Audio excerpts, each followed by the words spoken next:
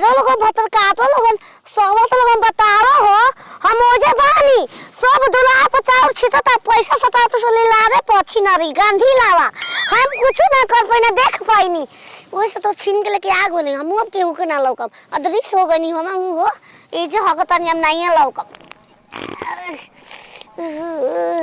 बड़ा बढ़िया ना लगता है सुगंध ना आवत हो फूलो लटकल बा सुबह में बन गोल बा छातल छिनार कहीं के कोरी होइया के ये सोइया जी मसाज कोरी तुम के कोरी होइया के ये सोई अरे दुखलू हाल बहनी होगी खती का हो नहीं हो तो साबरवा हो रे ए रारो देखा तार भैया के चोरा लाल बानी तार माई के ओ गा के लौकतो ना होई हम थोड़े हम लौकतो रही भाई किछ नहीं मैं दूध गोबर दूध के फोए तोरी जो लाना होगी ओहो पेटे में हड्डी गुद्दी हमार काल के पेट के हड्डी टूट गइल बा मल्ले भी अच्छी ना भी जगह लम्बा बीच के होगा हल्का में होगा तो उसका बैठ के ठीके लागी घर में सब दुल्हा ले ले बाराती ले ले परेशान बटे केन कहां 9 2 11 हो गइल बिया गांव घर में खोज गइनी केने खोजी खेतो दिन त तावत अथी ता पलथान बालू ए बबुआ हम बहुत परेशान बनी हम का बताई अपन परेशानी कैसे बताई तोहरा से तू ता पलथान बालू पगली के बिया तारा पते बाटे ना हाँ। घर से गायब बिया घर में हइए नहीं ना गांव में बिया सब जो घलनी ता धल तो जाए बिया ए बबुआ हम का करी सब के कहत के दुल्हन के बुला हम कहां से दुल्हन के बुलाई ये तो बात तो तती हैं हां का ये बताओ देखले ना है बोले बोले मैदान तले तो होते तो हम तो बोली मार मले बिया के तारे दिया हमर पगली हां खेत में से कर चल गइल देखुन जते तो हो गइल बे पथरिया होल ए बच्चा काहे ना बहिया धके खींच के लेके हम जान दे तो कोन तार भाव दिया था इता लगे धके अरे लड़की गांव के सबकर इज्जत हो गइल से भाव दे चले हां ओ धान लाती ना तमरा भाव दे रही सुन हो लगड़ा हाय रास्ता गइल हाय जाई ना देथा हम पे थाइलो था ना हाँ। ओ हले दई लिया ओई हो आ भगवान पूरा तली हम दातर लिया बलतियन रे गरियावत या अब पूछ रहे बस मारे लगले हमरा से बानी परोसान मन करे लेली जान तुहार खाना पीना रोको दी और तोरा जिसो मारा के माथा के दादा के चूल्हे में ठोको दी तोरा जिसो मारा लिया कहीं भारी सरसों के खेत होई काय गो पहना देले बिया रे बाल्ला पहना देले छिनोरी हैं एगो कमी रहे पहना देले उरारो माई के केवन मारी दे तेरे छिनरी केवन या तो माई के भतर काटी सरातिया हम खेत में बेदाम करतई दूल्हा के मौरे बाजो तरी डब डब डब करता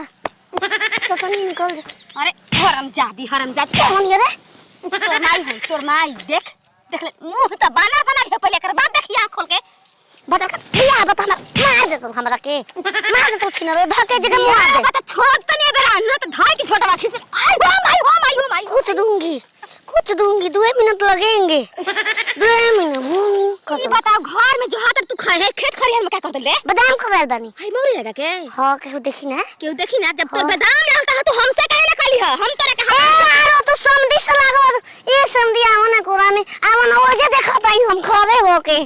शादी बियाह घर में तो समझे से ना बतियाए घर ए आरो हम के गास कोही बादाम में बानी के गास कोही हमारा से तू कहबी हमारा से बतियाओ तो को हम का हम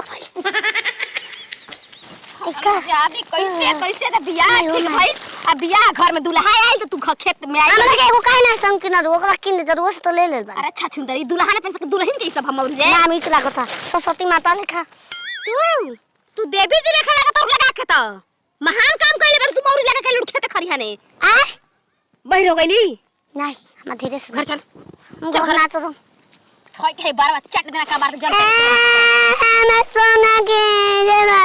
टी कहू ये जे गिरा देली भी हराम जदिया अगर आप हर के पता चल तो हम घर एबरा कुटाई करम कैसे बियाह हो के चाहे ना हो के चाहे अरे पंडित जी चिंता मत करी महाराज रुआ हवन चालू रखी अब का करब लईकी फैकी हिया बाबूजी हां पता चलल ओकर कुछ अरे कहां बबुआ पता चलल गांव में 5-6 गो लइका खोजत न स अरे पंडित जी कबे के परेशान बाड़न तोरा के मने कइले रही ना ओकरा के घर में बंद करके रखी है त बने कइले रही ओतरा नेवता हरू जुटल बाड़ी से कोनो के बाड़ी खोल देल होइया स तोरा के मना कइले रही जाके पंडाल में भोजन के व्यवस्था तू मत देखिए भोजन देने वाला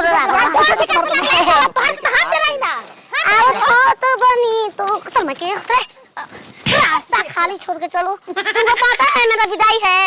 कहां गेलू का करली अरे आज को दिन हाथ क्यों रे भोसड़ी? बाबू चुप रही। हम घर से आता ना तो काटे चबा देती, दूसरा घर का छोड़ देता ही। तोर भैया अरे तोर भैया कैसे बतिया तली दास जितना कमजोर बना तनी बागो भी आई बाबू एगो से पेट ना भरत रे खेला बेला कर देले भाई। तारे मनो सुन रहे छी न रो, जबे तबे डोरी खुल जाता। हम ही तो के पैदा कर ले ते धरती पाइल बड़ी हमारे नहीं अपना मन से तू हाँ। ऐसा अपना मन मानी करता रही तू। तब का कहां गेलली हमाई कहां में खेत देने जाके डांड पे बैठ के मोहरी लगा के घगत हो मोर लगा के कैसे कैसे एक सब एक लड़का फेल भइला के बाद दोनों लड़का बियाह कर देता से। अगर ई बियाह रुक गई हमके पास लड़का चाहिए, फेल से बियाह ना करूं हो जाए। अरे पास हो तू चालाक वाली ना, तू उससे बहुत ज्यादा चालाक लड़का से बियाह करतो नहीं, एकदम महा चालाक। महाचरा हम्म। ओकर नाम बका विद्वान है विद्वान। विधान से हम करबे ना करम, विधान सभा में हम जेबे ना करम, कुछ हो जा। माने चल हां कर हरामजादी चल हां विद्वान नहीं पागल दीदी धो के ऊपर नीचे दुनू कबार दे। अब दाग कबाड़ में बिनकर छोटा बा कबार दाढ़ी बनाए कबाड़ से कोनो फायदा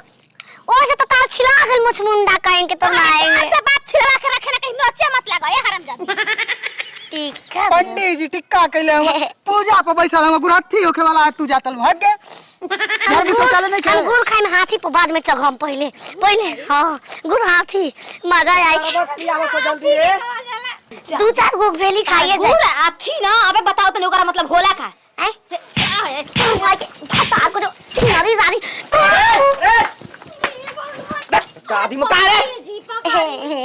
ना मनबू तब से प्यार हो गइल बा। द्वार पर लगर बरात है मेरा लौट के जेकरा से प्यार कर के ओकरा से होते नहीं प्यार प्यार कपड़े फोड़ दे ले ले छोड़वे नोच दे